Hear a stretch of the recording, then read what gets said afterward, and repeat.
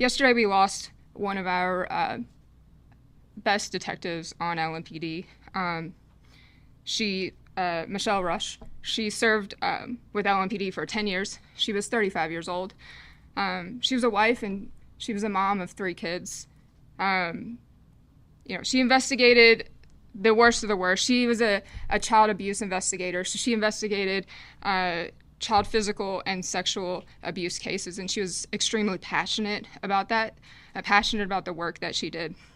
And I spoke to both of her sergeants yesterday independently, and they both told me that she was their best detective and that the rest of the unit would also say the same thing. They would have the same sentiment that she loved the work she did and she was the best that they had.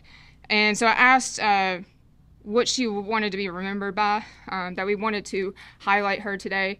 And they all talked about, there's one case that she was really took to heart. And it was from November of 2023. Officers responded to a house where they found an emaciated, bedridden little girl. And Detective Rusch was the lead investigator that night, so she was called to investigate this case.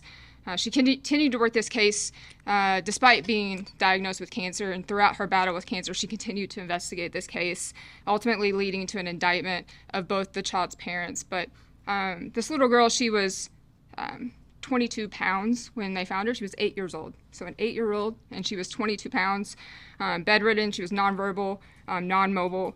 She had bed sores that were to the bone. She had a diaper that hadn't been changed in a significant amount of time. She had a feeding tube that hadn't been used in months. It was moldy and it was rotten in her stomach. Her hair was matted and she was infested with bugs. And eventually they also learned that she had been sexually assaulted by her dad.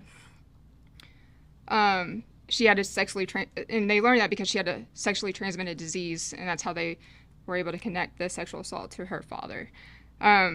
So the little girl was transported to Norton Children's Hospital. She was in a vegetative state, near fatal condition. The doctors said that this was the worst case that they have ever seen. And, that's one thing for detectives to get this case, but Michelle loved the work she did, and she loved the victims and the people that she served, especially the kids. And she visited this girl in the hospital daily, every day. Even on her days off, she went and visited this little girl in the hospital. Remind you that it was November of 2023. On Christmas, she went and decorated the little girl's room for Christmas. She sat and sang Christmas carols with her and played Christmas music with her in her room. And Michelle has her own family. She loved this little girl like her own because she knew that this little girl had never experienced love. She's never experienced that type of attention. She wanted to give that back to her and give her that opportunity. And over time, she started to gain weight, and she was able to eventually be released to the home of the innocents.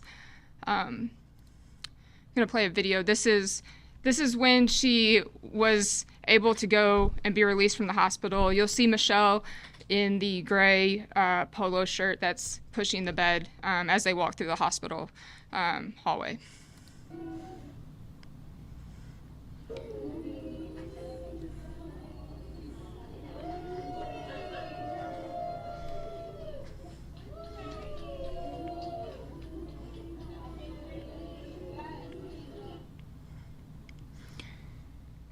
So Michelle saved that child's life, and she changed her quality of life, and that is so very important. That it's not about how it's about how you treat people, and it's about how you treat the most vulnerable people in our population, and that's why we do the work that we do.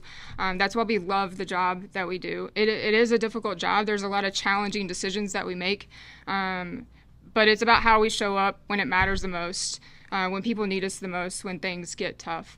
And whether you make things better. And Michelle did that. She was determined to let this kid know that she was loved, she was cared for. So spend our time on the work that matters. It's exactly what Michelle did. It's exactly how you measure a life well lived, and that's exactly what Michelle did. She lived her life well, and we are so very proud of her. We will keep her family in our prayers during this time. We ask you all to do the same thing. There's also a fundraiser for her family for funeral expenses. This is it's on the Police Foundation. LMPD or LMPDF.org is our Louisville Metro Police Foundation website. There is a link there where you can donate for her fundraiser. I would also remind everybody there have been since in just the 24 hours there's been fake Venmo accounts and fake fundraising accounts. Please go to the Police Foundation website if you would like to donate. There are fake websites on the internet or on social media that's trying to solicit funding, and we ask people to go through the foundation to do that. So.